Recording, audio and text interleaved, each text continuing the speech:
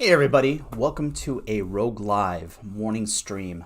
I'm your host, James Clark, and today we're going to be talking about whether or not there is going to be a Marvel versus Lucasfilm war.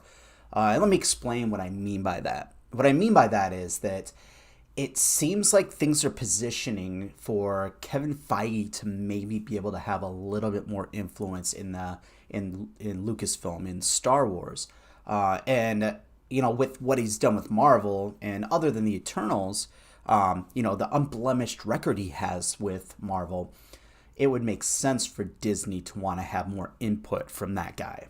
And with Kathleen Kennedy and the problems that she's had, obviously the biggest one being the sequel trilogy. Is there some positioning being done right now? And I think that there might be. I'm not saying for sure that there's going to be, that Feige's going to figure out a way of getting Kathleen Kennedy out there, but I think that there is a chance. And I think some of the things that have happened this past week and some of the leaks that have come out really kind of illustrate where everything could be going in this. And first of all, I want to say, I did a video on Kathleen Kennedy not too long ago in which I kind of stood up for. My points were that if she is somebody that is learning and learn from the mistakes of the sequels, that because of her skill level as a producer, I really feel like she has the ability to bounce back in all this and take Star Wars into a great direction. I think that she does, but only if she's learned from her mistakes. And what were her mistakes? Her biggest mistakes were not really having character-driven movies in Star Wars. And then also not really having a plan. And if you look at Kevin Feige's, what he's done with the MCU, a lot of it is just all about his ability to get these directors and writers who make character-driven films, at least in the solo movies for sure, and still even in the ensemble movies, they're very character driven. But he's a master at that. And of course, he's got a plan. I mean, this guy's got plans for the next 10 years. He's got things just outlined, everything that needs to happen. If something happened to him, if he walked away tomorrow, everything would be set for whoever took over to be able to make something great. And of course, if somebody else took over, they would make some changes. I mean, part of getting in a position of power like that is being able to take your own DNA and put it into the project. So if somebody else took it over, they wouldn't do everything exactly the way that Kevin Feige had it lined up, but everything would stay fairly the same, and that person would have a fairly easy job. So yeah, the styles of Kevin Feige and Kathleen Kennedy couldn't be any more different. But the reason why I think that there's some positioning and some posturing happening right now is that we know that Kevin Feige is a huge Star Wars fan. He's a Star Wars fan above and beyond Marvel. And I just feel like he's got to, in some ways, be kind of hurt by this. Like knowing that the franchise that he loves is just not being run properly, and that he has the ability and the power and the skills to fix that.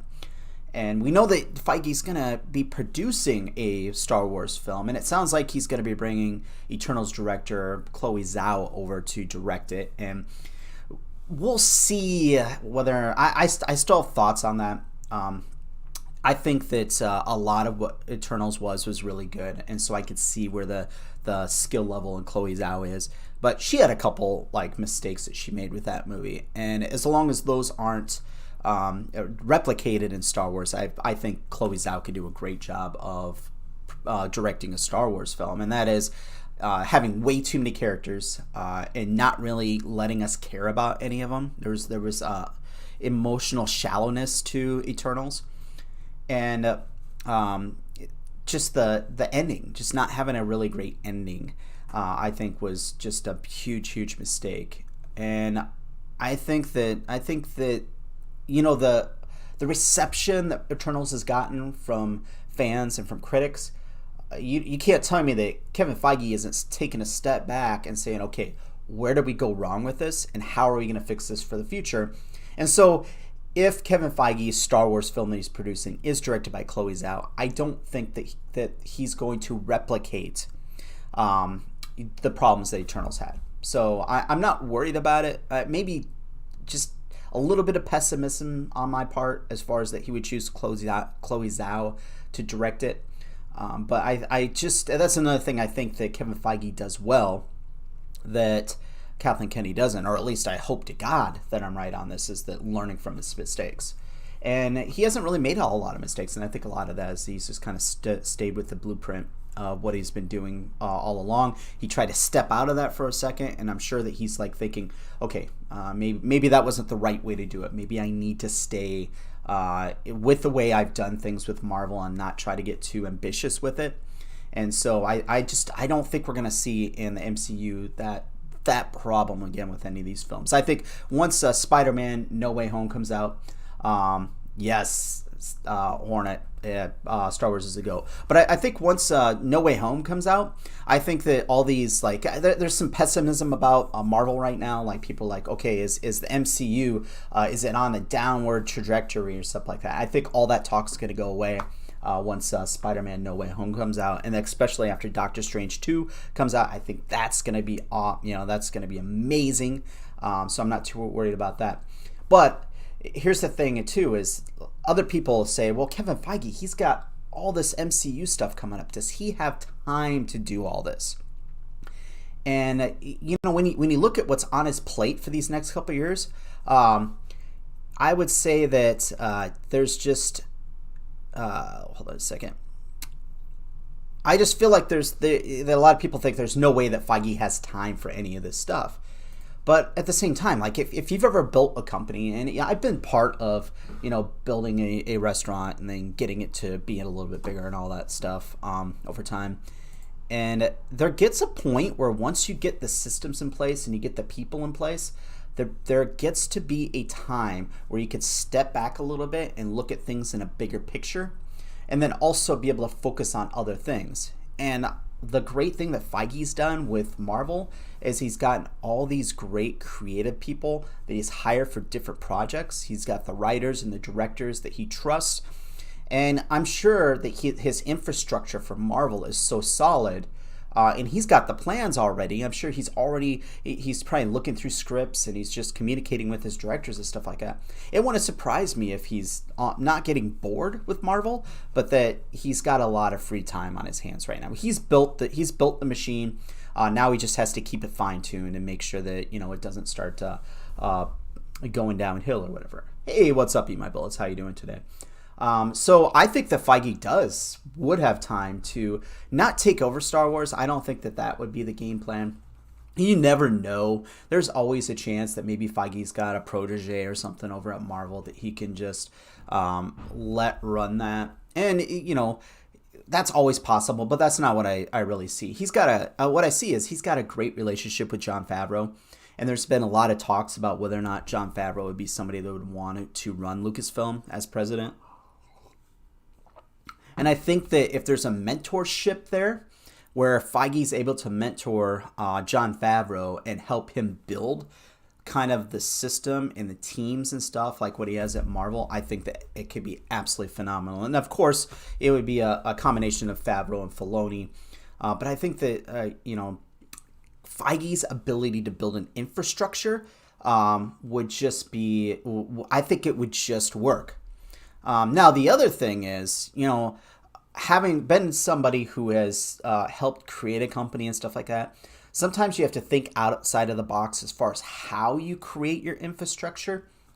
And this might seem kind of like a crazy idea because they're two separate companies within Disney, but you have Lucasfilm and you have Marvel, but you could Feige eventually position himself into a role where he oversees a president of Lucasfilm and a president of Marvel, and he's the guy overseeing and making sure that they're doing their job right.